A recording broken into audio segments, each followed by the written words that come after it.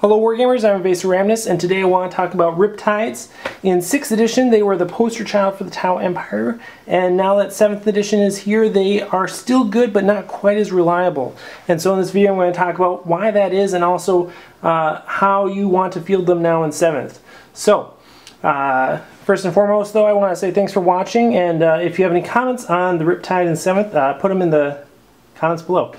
Alright, so I said that Riptides are less reliable now. So in 6th edition you could stick them with Babysitter, either a buff commander to give them, twin linking, ignore his cover, tank hunter, monster hunter, whatever you want from the Riptide ship, or Farseer if you were doing Taudar, you could do that too and give him Prescience or Guide.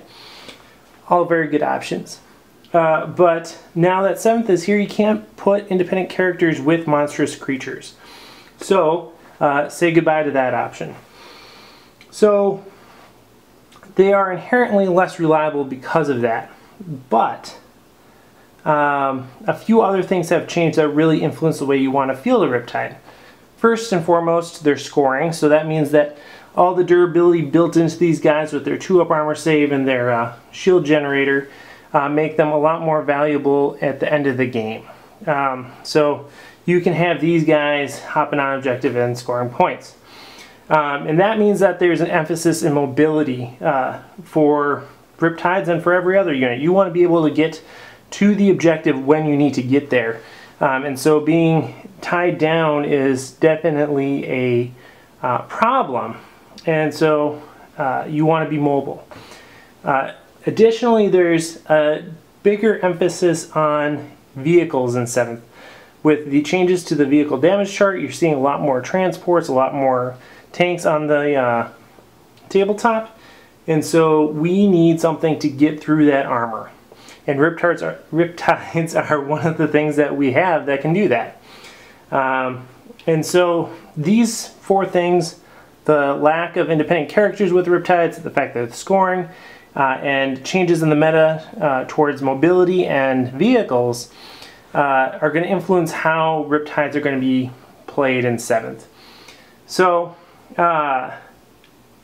one of the quick things that we can kind of get out of the way is because of that emphasis on mobility and the fact that we can't put them with a leadership 10 character, we don't want to be taking any drones with these guys anymore.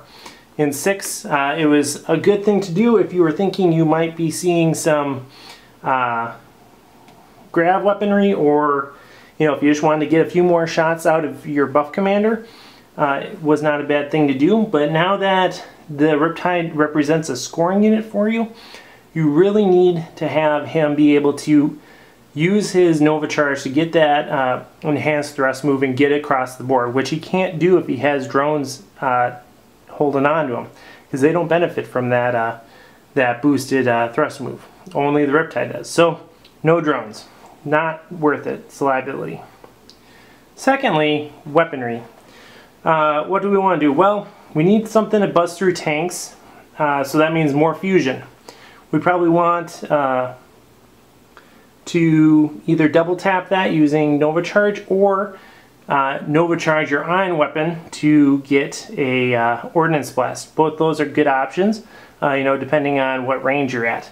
So because of that, you're going to want a lot of Nova Charging with your Riptide, making the Earthcast Pile Array from the Farsight supplement even better in 7th edition. So if you're going to play in a kind of a standard meta environment, you're going to want to have a Riptide kitted out like this. An Accelerator, Fusion Blaster, Early Warning Override is always great, and then you can either go with a Stimulant Injector or Velocity Tracker. If you're going with Ion, Accelerator, and Fusion Blasters, you're probably not going to want to be shooting at flyers so much, but sometimes you might have to, so that's when the Velocity Tracker comes into play. Otherwise, the Stimulant Injector is a safe bet. The alternative is going with a anti-flyer dedicated Riptide, which can be good. The heavy burst cannon against vehicles in general isn't as good because it doesn't have the low AP necessary to get an explodes result on the vehicle damage chart. And so we see a general move away from the heavy burst cannon Riptide in that respect.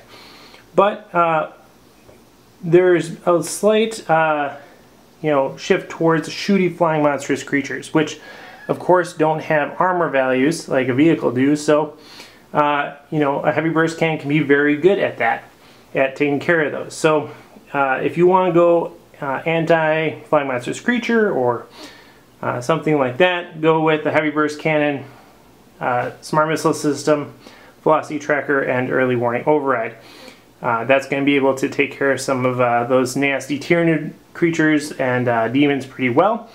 And of course, again, because you're using the heavy burst cannon, you're going to want that Earthcast pilot array here too. So in both situations, the Farsight supplement became a lot better for helping your Riptide do its job, just because you don't have the support of a buff commander or psychic powers. So there's that.